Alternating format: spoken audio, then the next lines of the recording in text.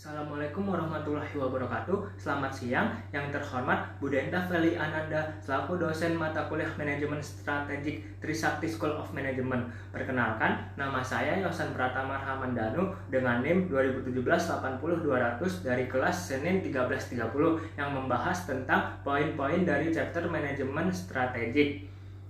Yang pertama, tentang basic concept of strategic management. Pada chapter pertama ini membahas tentang definisi strategic management, yang berarti serangkaian keputusan dan aksi manajerial yang berpengaruh pada kinerja perusahaan di masa yang akan mendatang. Selanjutnya, terdapat manfaat strategic management, yaitu mempunyai visi yang lebih jelas.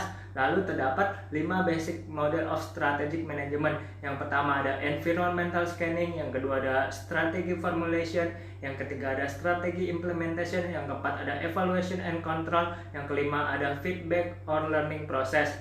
Selanjutnya pada chapter 4 tentang environmental scanning and industry analysis. Chapter 4 ini terdapat environmental scanning, yang berarti memantau, mengevaluasi, dan menyampaikan informasi yang berhubungan dengan strategi yang akan diambil oleh suatu organisasi. Lalu terdapat step or pastel analysis terhadap lingkungan eksternal sosial pada political, economic, sociocultural, technological, ecological, and legal force. Selanjutnya pada chapter 5 tentang organizational analysis and competitive advantage. Pada chapter 5 ini membahas tentang RBV, yaitu segala yang berhubungan dengan sumber daya dan kemampuan. Lalu terdapat IFAS, yaitu tabel yang mengidentifikasi faktor internal suatu perusahaan, serta terdapat juga EVAS, yaitu tabel yang mengidentifikasi faktor eksternal suatu perusahaan.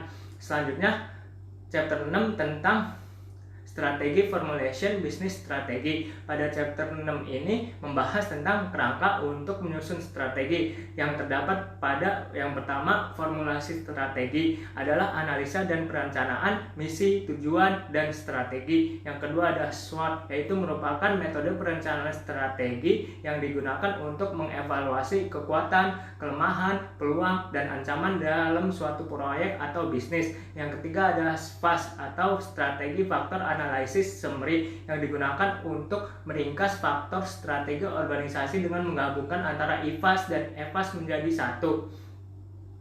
Selanjutnya pada chapter 7 tentang strategi formulation corporate strategy. Ada 3 konsep penting dalam strategi perusahaan. Yang pertama ada directional strategy atau arah tujuan perusahaan. Yang kedua ada portfolio analysis atau pasar di mana perusahaan bersaing lewat produk dan layanan. Yang ketiga ada parenting strategi, yaitu bagaimana cara perusahaan mengkoordinasikan sumber daya alamnya.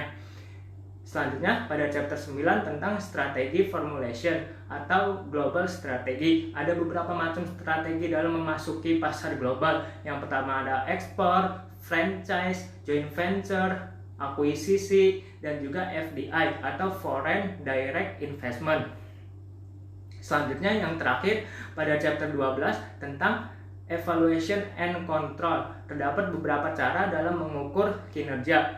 Yang pertama ada kendalikan hasil melalui input, output, dan juga perilaku. Yang kedua pencatatan melalui ABC atau activity based costing. Yang ketiga ada mengelola risiko melalui ERM atau enterprise risk management.